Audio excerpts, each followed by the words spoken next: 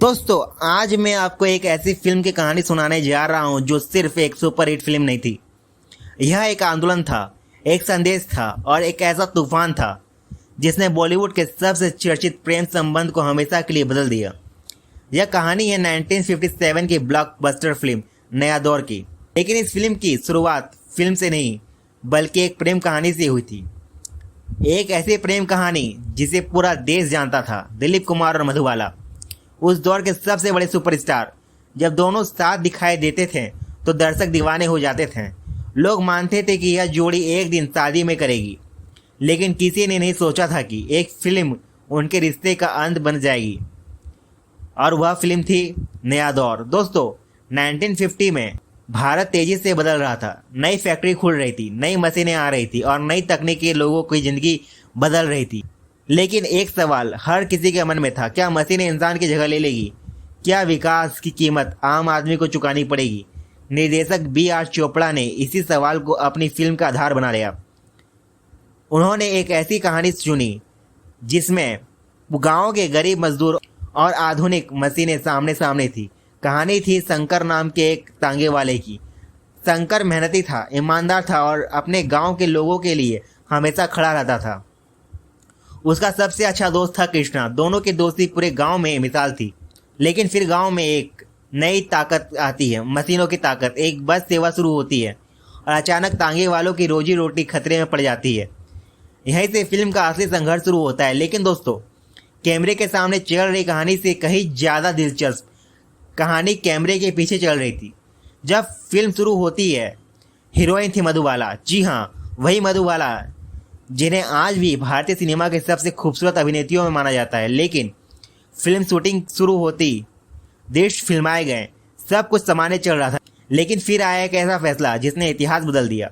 B.R. Chopra ने भोपाल में outsource shooting का कार्यक्रम बनाया।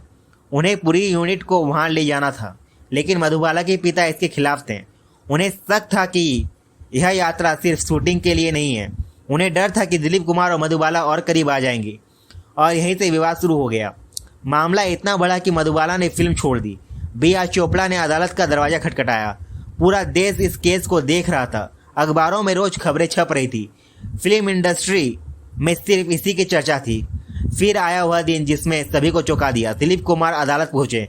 लोग सोच रहे थे कि वह अपनी प्रेमिका का साथ देंगे, लेकिन हुआ बिल्कुल उल्टा।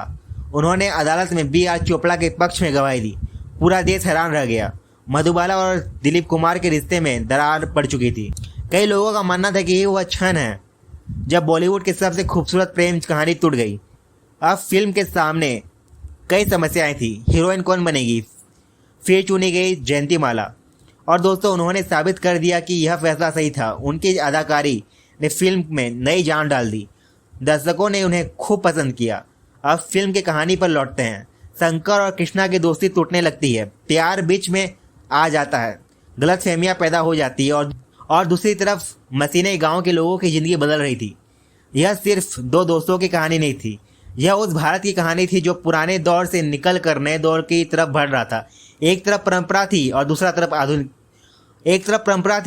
तरफ आधुनिकता।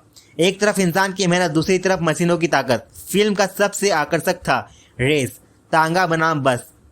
आज के दर्शकों को यह साधारण लग सकता है, लेकिन 1957 में यह किसी एक्शन ब्लॉकबस्टर से कम नहीं था।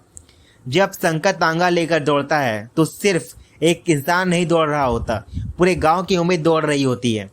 हर दर्शक उसकी जीत चाहता था। हर दर्शक चाहता था कि मेहनत मशीन पर भारी पड़े। और जब आखिरकार शंकर जीतता है तो सिनेमाघरों में तालियां गूंज उठती है। लोग खुशी से चिल्ला उठते हैं। यही कारण था कि फिल्म एक ऐतिहासिक सफलता बन जाती है।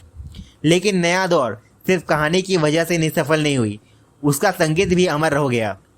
O.P. नैयर का संगीत, साहिर लुधियानवी का बोल और मोहम्मद रफ़ी की आवाज़, इस सब ने मिलकर जादू पैदा कर दिया। साथी हाथ बढ़ाना, उड़े जब जब जुल्फे तेरी, ये देश है वीर जवानों का। आज भी लोग इसे जोश भर देता है। फिल्म रिलीज हुई और देखते ही देखते रिकॉर्ड टूटने लगे।